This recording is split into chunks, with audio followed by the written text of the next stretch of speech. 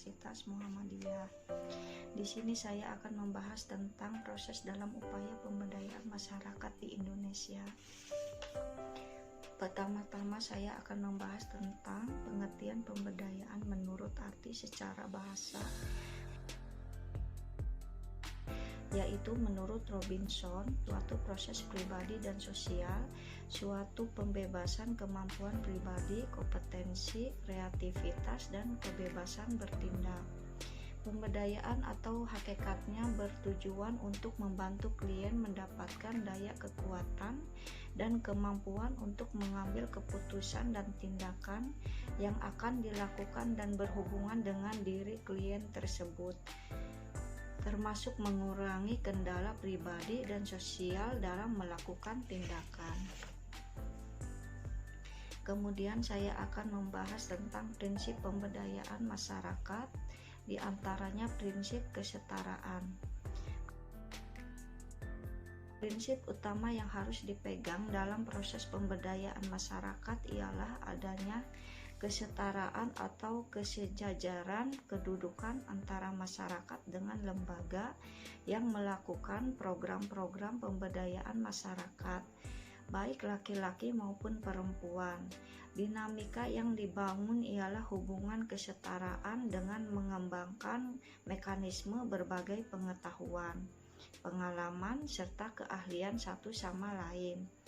Masing-masing saling mengakui kelebihan dan kekurangan sehingga terjadi proses saling belajar.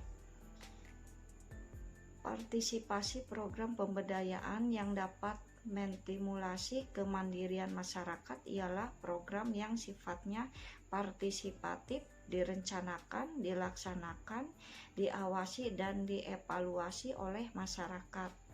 Namun untuk sampai pada tingkat proses perlu waktu dan proses pendampingan yang melibatkan pendampingan yang berkomitmen tinggi terhadap pemberdayaan masyarakat.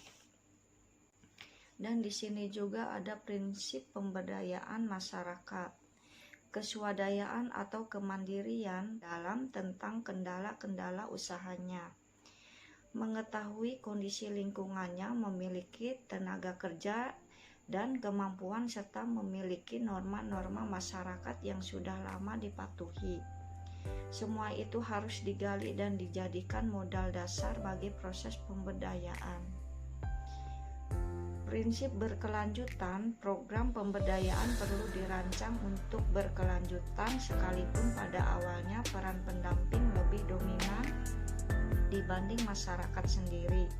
Tapi secara perlahan dan pasti peran pendamping akan makin berkurang, bahkan akhirnya dihapus karena masyarakat sudah mampu mengelola kegiatannya sendiri.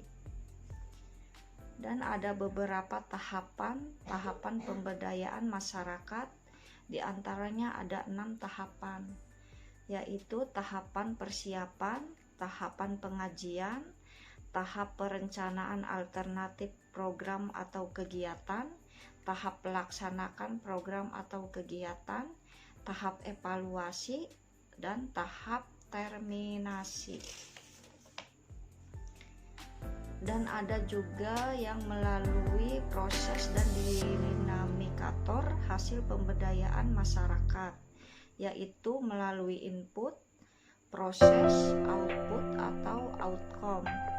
Berikut ini terhadap beberapa proses pemberdayaan masyarakat terdiri atas proses pemberdayaan yang menekankan pada proses memberikan atau mengalihkan sebagian kekuatan, kekuasaan, atau kemampuan kepada masyarakat agar individu lebih berdaya.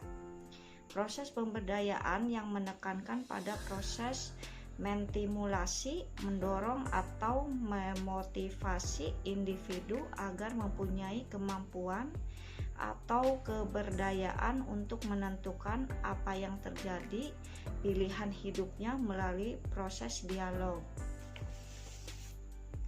Dan sebagai contohnya, pemberdayaan masyarakat itu diantaranya dalam pendidikan, ekonomi, agama, budaya, dan kesehatan. Oke teman-teman dan sahabat sekalian, penjelasan tentang proses dalam upaya pemberdayaan masyarakat di Indonesia. Kurang lebihnya saya mohon maaf. Wabillahi taufik wal hidayah. Wassalamualaikum warahmatullahi wabarakatuh.